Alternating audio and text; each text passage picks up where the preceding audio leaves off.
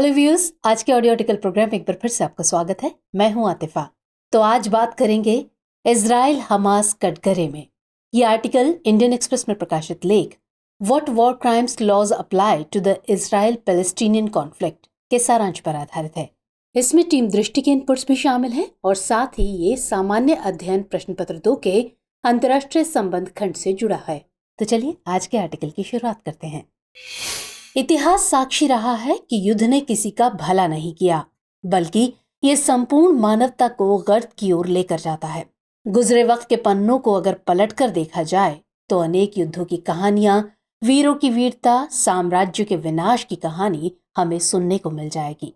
लेकिन युद्ध में हुए जान माल के नुकसान, स्त्रियों की मर्यादा की हत्या, अनाथ बच्चों के संघर्ष की कहानियां शायद ही मिलेंगी। युद्ध का वर्णन ज्यादातर विजेता पक्ष के द्वारा ही किया जाता है, इसलिए उसमें वीरता और उपलब्धियों का यशोगान ही प्रमुख रूप से होता रहा है। लेकिन युद्ध की एक झलक ने ही सम्राट अशोक का हृदय परिवर्तन कर दिया था। सम्राट अशोक जैसे वीर राजा कलिंग युद्ध के भयावह दृश्य को देख नहीं पाए थे। भले ही युद्ध के परिणाम किसी के भी पक्ष में हों, लेकिन आमतौर पर सबसे ज्यादा नुकसान उन लोगों का होता है जिनका उस युद्ध से कोई लेना देना भी नहीं होता। द्वितीय विश्व युद्ध के दौरान जब हिरोशिमा और नागासाकी पर परमाणु बम गिराया गया तो लाखों बेकसूर लोगों की पीढ़ियां प्रभावित हो गई। यहाँ कहने का मतलब ये है कि युद्ध ने हमेशा ही मानवता को कलंकित किया है। युद्ध के नाम पर व्यक्ति अक्सर ऐसे जघन्य कार्य कर बैठता है जो उसने कभी सपने में भी नहीं सोचे होते हैं। और ऐसा ही कुछ आजकल पश्चिमी एशियाई देश इजराइल और फिलिस्तीन के मामले में देखने को मिल रहा है। दरअसल बीते दिनों हमास द्वारा इजराइल पर किए गए हमले ने इजराइल और फिलिस्तीन के बीच दबी हुई युद्ध की चिंगारी को फिर से भड़का दिया है। पूरी दुनिया में चर्चा का विषय बन चुके इस युद्ध में दोनों तरफ के सैकड़ों लोगों की जान जा चुकी है। इसमें मानवीय नैतिकता भी ताक पर रख दी गई है और यही वजह है कि दोनों पक्षों में हो रही हिंसा को वॉर क्राइम के तहत अंतर्राष्ट्रीय न्यायालय में पेश करने की मांग उठ रही है। वहीं कुछ लोग इसे सही ठहराने पर तुले हुए हैं। अब ऐसे में सवाल उठना लाजमी है कि क्या युद्ध के नाम पर इन कृत्यों को माफ किया जा सकता है? क्या ये एक अपराध नहीं कि बिना किसी वजह के किसी शांत स्थान को युद्ध स्थल में बदल दिया जाए? क्या युद्ध में नियम और मर्यादा का कोई स्थान नहीं होता? क्या सिर्फ युद्ध के नाम पर किए गए किसी भी दुष्कृत्य को अपराध नहीं माना जाना चाहिए? क्या इजराइल और हमास पर युद्ध अपराध का मामला बनता है? तो इसी सब को ध्यान में रखकर आज के इस आर्टिकल में हम युद्ध अपराध या वॉर क्राइम के बारे में समझेंगे। लेकिन सबसे पहले समझते हैं कि आखिर युद्ध अपराध होता क्या है। तो दरअसल युद्ध के समय व्यक्ति आक्रोश में जरूरत से ज्यादा हिंसक हो जाता है और ऐसे में अक्सर उसके अंदर की पाश्विक यानी पशु प्रकृति जागृत हो जाती है। आपने अक्सर समाचारों में देखा और सुना ही होगा कि आक्रोशित भीड़ ने बस जला दी या व्यक्ति की मृत्यु के बाद भी उस पर लगातार प्रहार किए गए, या फिर किसी विशेष धर्म या समुदाय को निशाना बनाकर लोगों को प्रताड़ित किया गया। ऐसा भी नहीं होता कि हिंसा से प्रभावित सभी लोगों की आपस में दुश्मनी होती है, लेकिन उस वक्त उनमें उमड़ रही क्रोध की भावना ऐसे दुष्कृत्य करने को प्रेरित करती है जो जघन्य अपराध की श्रेणी में आते हैं। और अगर इस तरह के दुष्कृत्य युद्ध की आड़ में किए जाएं तो इसे युद्ध अपराध कहा जाता है। यूं तो वॉर क्राइम के तहत कई प्रकार के अपराधों को शामिल किया जाता है, लेकिन इंटरनेशनल ह्यूमन लॉ यानी IHL ने कुछ प्रमुख दुष्कृत्यों को युद्ध अपराध में शामिल किया है।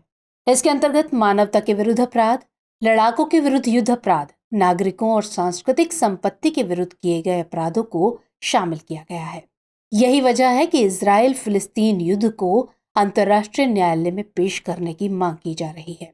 दरअसल इजराइल पर गाजा स्थित एक अस्पताल पर विस्फोट करने के आरोप लगाए जा रहे हैं।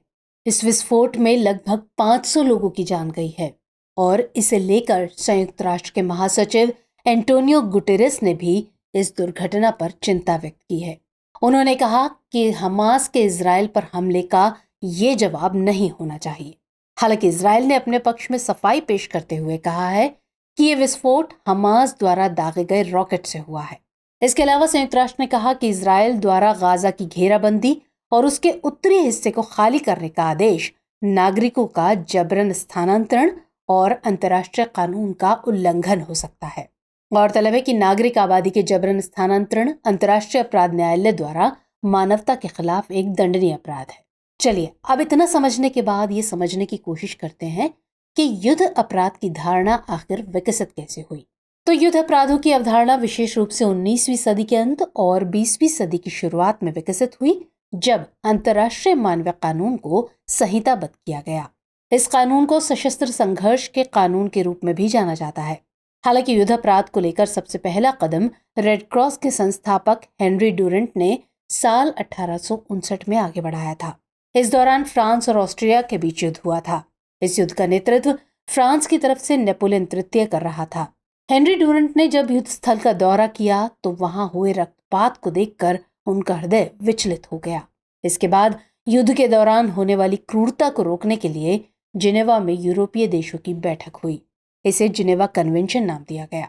इस कन्वेंशन का मुख्य उद्देश्य ये था कि युद्ध में इतनी क्रूरता न बरती जाए कि इंसानियत और मानवाधिकारों को शर्मसार होना पड़े। इसलिए जिनेवा कन्वेंशन में 4 संधियों और 3 अतिरिक्त प्रोटोकॉल यानी मसौदों को मंजूरी दी गई। ये कन्वेंशन युद्धबंदियों को कुछ अधिकार प्रदान करता है। वर्तमान समय में दुनिया के लगभग सभी देश जिनेवा कन्वेंशन के हस्ताक्षर करता है। इस कन्वेंशन पर हस्ताक्षर करने वाले सभी देशों को युद्धबंदियों और दुश्मन देश के नागरिकों के साथ उचित मानवीय व्यवहार करना अनिवार्य है। जिनेवा कन्वेंशन के अनुसार जब 2 देशों के बीच युद्ध होता है और युद्ध के दौरान कोई सैनिक या नागरिक अगर सीमा पार यानी दुश्मन देश की सीमा में पहुंच जाता है तो उस पर अंतर्राष्ट्रीय कानून लागू हो जाता है और उस सैनिक को प्रिजनर ऑफ वॉर कहा जाता है। इसमें यह बताया गया है कि दुश्मन देश द्वारा उन सैनिकों के साथ कैसा बर्ताव किया जाना चाहिए और सैनिक को उसके देश में वापस कैसे भेजना चाहिए। जिनेवा कन्वेंशन के अलावा युद्ध अपराधों पर कार्रवाई के लिए नूर्नबर्ग और टोक्यो परीक्षण भी मौजूद हैं। ये वो परीक्षण हैं जिन्हें द्वितीय विश्व युद्ध की समाप्ति पर मित्र राष्ट्रों द्वारा धुरी राष्ट्रों पर किया गया था। अब चूंकि अंतर्राष्ट्रीय मानवीय कानून युद्ध अपराधों को कई श्रेणियों में वर्गीकृत करता है, तो ऐसे में आइए एक एक करके इसकी सभी श्रेणियों पर बात करते हैं। इसके अंतर्गत पहली श्रेणी में मानवता के विरुद्ध अपराध को शामिल किया गया है। इसके तहत हत्या, विनाश, दास्ता, निर्वासन और नागरिक आबादी के खिलाफ व्यापक या व्यवस्थित हमले के हिस्से के रूप में किए गए अन्य अमानवीय कृत्य शामिल किए गए हैं। जबकि वहीं दूसरी श्रेणी में लड़ाकों के विरुद्ध युद्ध अपराध का वर्णन किया गया है। इसमें आत्मसमर्पण करने वाले लोगों से उचित व्यवहार करने से संबंधित नियम बनाए गए हैं। इसके तहत अगर आत्मसमर्पण करने वाले या युद्ध से बाहर हो गए लोगों के साथ किसी प्रकार का दुर्व्यवहार किया जाता है तो उसे युद्ध अपराध के तहत परिभाषित किया जाएगा। आईएचएल की तीसरी श्रेणी में नागरिकों के विरुद्ध युद्ध अपराध को शामिल किया गया है। इसके अंतर्गत निरपराध नागरिकों को लक्षित करने वाले कार्य आते हैं। इनमें जानबूझकर हत्या, यातना और पीड़ा पहुंचाना, घरों, अस्पतालों और स्कूल जैसी नागरिक सेवाओं पर जानबूझकर हमले करना आदि को शामिल किया जाता है। इसके अलावा सांस्कृतिक संपत्ति के विरुद्ध युद्ध अपराध को चौथी श्रेणी में शामिल किया गया है। आईएचएल के कानून के अनुसार सांस्कृतिक, ऐतिहासिक और धार्मिक स्थलों को जानबूझकर नष्ट करना एक युद्ध अपराध है, क्योंकि ये राष्ट्रों से उनकी विरासत और पहचान छीन लेता है। इस तरह युद्ध के दौरान मानवता को बचाने के लिए बनाए गए ये कानून विश्व के सभी नागरिकों को युद्ध जैसी विषम परिस्थितियों में बेसिक ह्यूमैनिटेरियन व्यवहार प्राप्त करने का अधिकार प्रदान करते हैं। लेकिन अब सवाल ये है कि इन कानूनों का उल्लंघन करने पर कार्रवाई कौन करता है। तो दरअसल युद्ध अपराधों पर अंतर्राष्ट्रीय स्तर पर प्रतिक्रिया करने के लिए कई संस्थान और तंत्र कार्य करते हैं। तो चलिए इन संस्थानों के बारे में भी थोड़ी चर्चा कर लेते हैं। तो इन संस्थानों में सबसे प्रमुख रूप में अंतर्राष्ट्रीय आपराधिक न्यायालय यानी आईसीसी का नाम आता है। ये एक स्थायी अंतर्राष्ट्रीय अदालत है जिसकी स्थापना वर्ष 2002 में की गई थी। इस न्यायालय को युद्ध अपराध, मानवता के खिलाफ अपराध और नरसंहार सहित सबसे गंभीर अंतर्राष्ट्रीय अपराधों के लिए व्यक्तियों पर मुकदमा चलाने के लिए बनाया गया था। गौरतलब है कि आईसीसी पूरकता के सिद्धांत पर काम करता है। इसका मतलब ये है कि ये केवल तभी कदम उठाता है जब राष्ट्रीय अदालतें इन अपराधों पर मुकदमा चलाने के लिए अनिच्छुक या असमर्थ हों। इसके अलावा वॉर क्राइम की सुनवाई के लिए तदर्थ न्यायाधिकरण का भी प्रावधान है। विशिष्ट संघर्षों को संबोधित करने और युद्ध अपराधों के लिए जिम्मेदार लोगों पर मुकदमे की सुनवाई तदर्थ न्यायालय में होती है। हालांकि कई देशों ने अपनी स्वयं की युद्ध अपराध इकाइयां स्थापित की हैं या युद्ध अपराध अभियोजन को अपनी कानूनी प्रणालियों में एकीकृत किया है। पूर्व युगोस्लाविया के युद्धापराधियों और बांग्लादेश में अंतर्राष्ट्रीय अपराध न्यायाधिकरण के मुकदमे इसके प्रमुख उदाहरण हैं। तो देखा जाए तो युद्ध अपराध पर बनाए गए कानून निश्चित तौर पर सराहनीय हैं, लेकिन फिर भी वैश्विक स्तर पर अभी भी कुछ चुनौतियां मौजूद हैं। तो चलिए समझते हैं कि ये चुनौतियां कौन सी हैं। तो यूं तो किसी भी कानून का निर्माण इस तरह से किया जाता है कि लगभग संबंधित सभी अपराध उसमें शामिल हो जाएं।